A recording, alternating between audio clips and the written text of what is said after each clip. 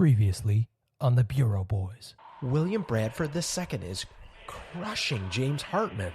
Everyone in this crowd is at least 105 years old. The crowd starts gathering around the Bureau Boys. They're intrigued. There are two young men in this crowd of old men bickering. I think all the attention has gone from the tournament to us. I feel just like they're closing in. The match has already ended. The players had left. William Bradford II, James Hartman, they had already gone their separate ways, and no one in the audience saw what happened. Detective Potter goes left. Detective Riley goes right. The crowd splits in half, pursuing each. When suddenly, a largish man emerges from the locker rooms. Well, what have we here? Staring at a 25-foot giant. Detective Potter finds himself surrounded by smaller people. You have some payment to pay for the crap you just pulled there for me and my buddies trying to enjoy a good racquetball match. As Detective Potter spanks the living daylights out of this little munchkin, he doesn't realize that the rest of the munchkins are tying little ropes around his hands and feet and strapping him to the ground.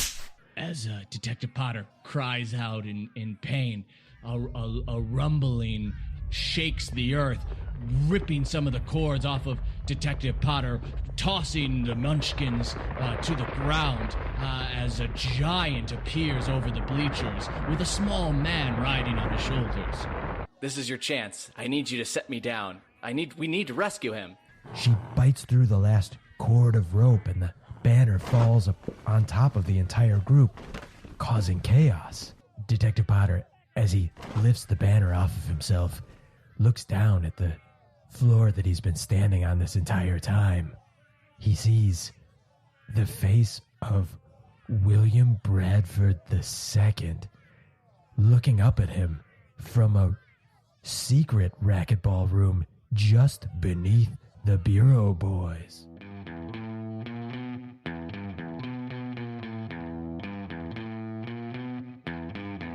In a world filled with crime, the government assembled the Bureau, a complete collection of the nation's detectives.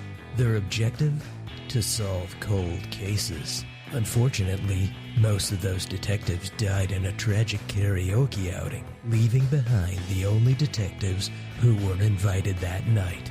The Bureau Boys. The Bureau Boys solve crimes suggested by you, based on tips sent in by you.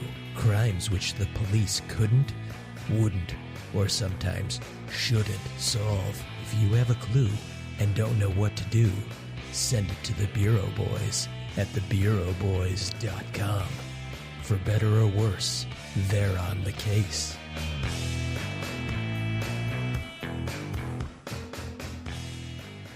Deep in the bowels, below the field, a secret racquetball room reveals itself. The Bureau Boys have been spending a lot of time deep in the bowels beneath their last couple locations, and this one is no different. They're back in the South Park YMCA, peering down into the hole leading to the secret racquetball court, where William Bradford II just had disappeared into a side room. As the commotion whirls around them, giants fleeing, munchkins hollering, banners flying, the Bureau Boys dive into the hole. Whoop. This is not good for our knees, Detective Riley. All this up and down ladders, jumping into holes. I don't get hazard pay for this. No, I don't think we get paid for any of this.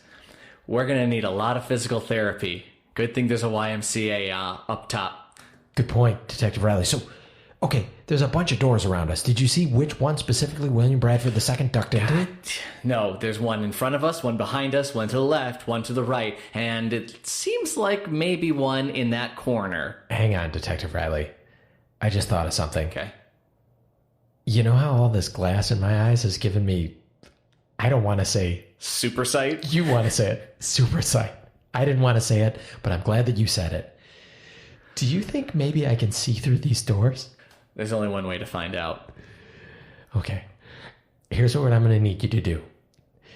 You're going to need to hold your fingers around my eyes like little finger glasses, finger spectacles. Sure. Okay. Sure. And that'll pinch the glass together like a little telescope. You want them in circles? So, like, Yes. with my Make them in circles. So my thumb and my index finger are touching. My other 3 fingers fanned out. Fanned out, pointing down, though, as you know. Oh yeah. Okay. Yep. From the cheeks up. Got it. Cheeks up. Okay. Do you want to get on my shoulders for this? Yeah. Okay. Let me mount. Here you go. All right. Okay. All right. You've been riding around on a lot of people's shoulders, by the way. Yeah, lately. getting the hang of it. No saddle, baby. You mean bareback? I mean, if you prefer, I could take off my pants. No, Detective Riley. No. There's no time Please, for this. okay. Okay. All right. Now I want to just squeeze your thumb and forefinger Yep, yes. together just a little bit more. It'll focus the glass and make Focusing. it sort of a okay. Right there. Okay. All right. Scanning. As Detective Riley focuses Detective Potter's eyeballs, the light glints off his eyes, shooting out small lasers like the sun rays through a magnifying glass. Detective Riley, it doesn't even matter that I can't see through these doors.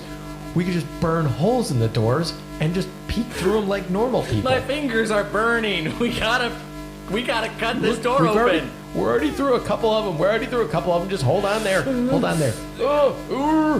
I feel like Cyclops from the X-Men. Never mind. You don't understand comic book references. Is that the Odyssey? Big on Greek mythology, though. We're cutting through these doors, not unlike Eric Hartman's fence was cut through by some unknown assailant. Do you see the parallels? Yes, the parallels are understood. Now blast through this door. Okay, let go. We're done. I got through all of them. Great job, Detective Riley. I've got to say, you have really shown your mettle throughout this whole case. But there's no time to slap each other on the backs. Let's look through these doors. Right. I'll start on the left. You start on the right. We'll meet in the middle. But I'll also double check the ones you did because I respect you, but I don't 100% trust you. So the boys get to work inspecting all 5 doors. The one in front, the one behind, the one to the left, to the right, and the tiny one in the corner. I didn't see him in any of mine, Detective Riley. Well, which ones did you check?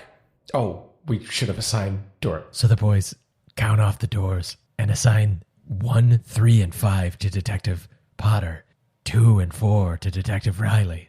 Also, back up 2 and 4 to Detective Potter because he insisted that he did not trust Detective Riley. As recourse, Detective Riley insisted on checking doors 1, 3, and 5, claiming that he didn't trust Detective Potter. Okay, all the rooms have been checked and double checked.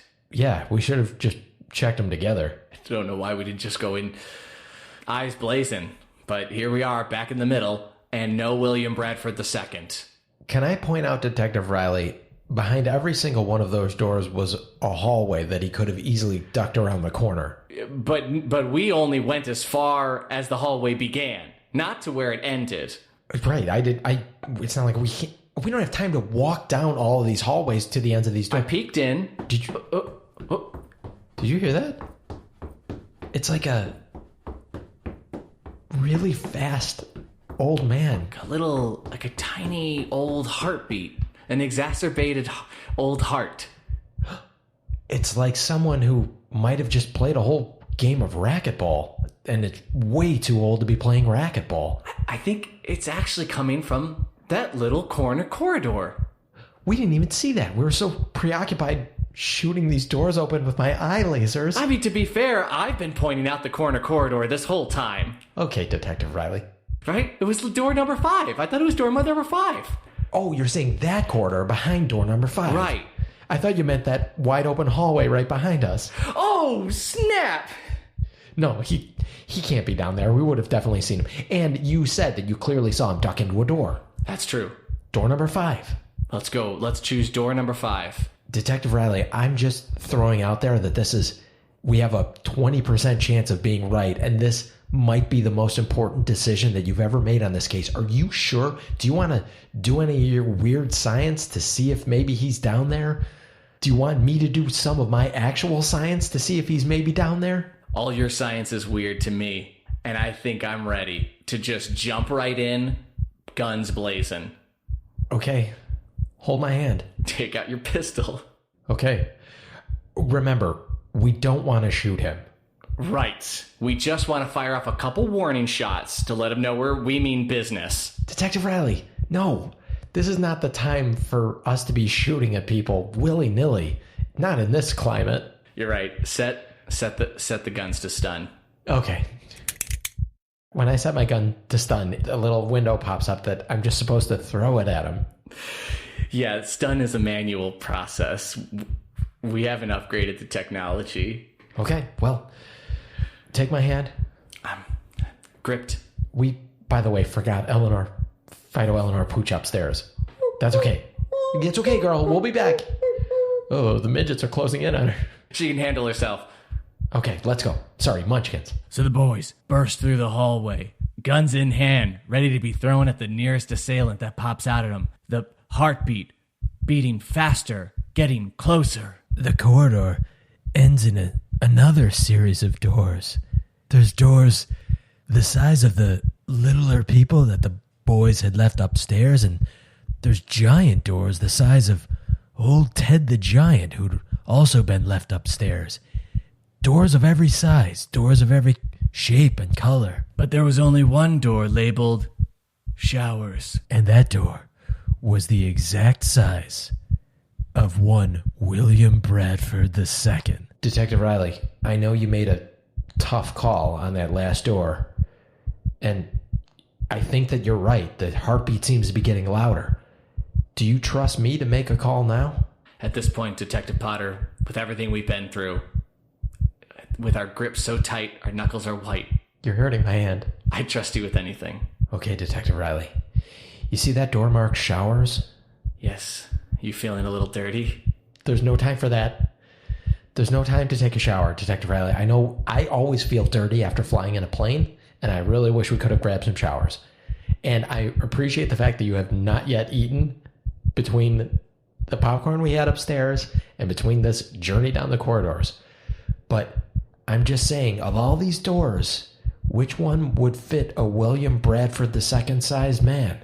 I mean, the giant door is definitely big enough to fit a William Bradford-sized man. Yeah, but this is like a real Goldilocks situation, Detective Riley. He doesn't want a door that's too big. He doesn't want a door that's too small. He wants a door that's just right. All right, I'm going to trust you. I'm going to trust your instincts on this one. So the Bureau boys slowly approached the shower door, guns held over their heads. Ready to clock the nearest assailant that pops out of the shadows. Okay, Detective Riley.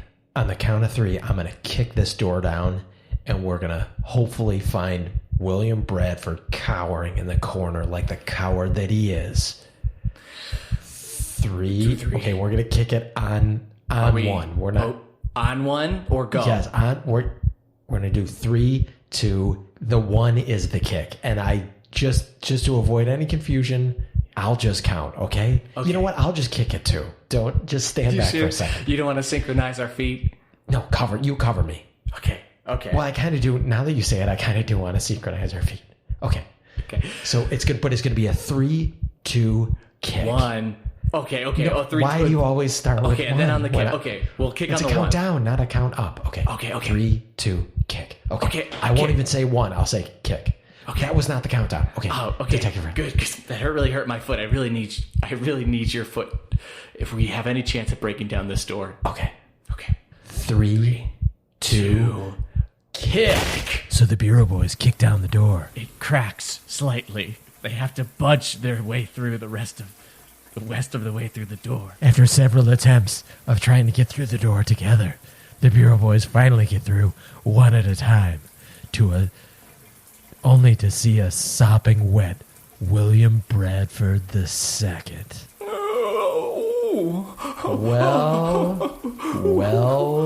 Well. Oh no, you two again. Yeah, us two again. William Bradford II, or should I say, the guy we highly suspect kidnapped one Eric Hartman all those years ago? Oh, you're still on that case? I figured you would have closed it by now. What the hell is that supposed to mean, Bradford? Look, it took the entire nation of the best detectives years to call this a cold case, and we've made more progress in just a few days than any of those poor dead detectives Poor had done. dead detectives. They're just dead. Well, you found me, an old wretch, crying alone in the showers below the racquetball tournaments. Yeah. Speaking of which, Mr. Bradford, what happened with that game? Last we saw, you were just destroying James Hartman, humiliating him after all his wins, losing that badly to an old man? I guess you'd want to know why I'm crying then, if I was such a big winner. Exactly. We want to know what happened with that game. Everyone seemed to be pissed off at the outcome. The truth is, I would have beaten him. Oh, I sure would have. But in So the you last, lost. I threw the game. What? My God. Why would you? You threw the... Who would have you throw the game? Why would you throw the game? This is the biggest racquetball tournament of the year. This is family feud between the Hartmans and Bradfords finally coming back around. And the first upset in decades of the Hartman family just kicking the Bradford family's ass. You're telling me that you would be willing to throw a game? I don't find that likely, Mr. Bradford. It was the only way. The only way for what? For what? That James Hartman would give my dog back. Are you suggesting that James Hartman stole Fido Eleanor Pooch III from you? Yes, that's right. He stole my dog. We found your dog, Mr. Bradford. We found your dog in a cavern underneath the lawn of the White House. Yes, that's where he was keeping him hostage. When I say it out loud, it sounds so unbelievable. Which part? The part where we found your dog all the way across the country. And why would James Hartman steal your dog, Mr. Bradford? Oh, because I stole his son.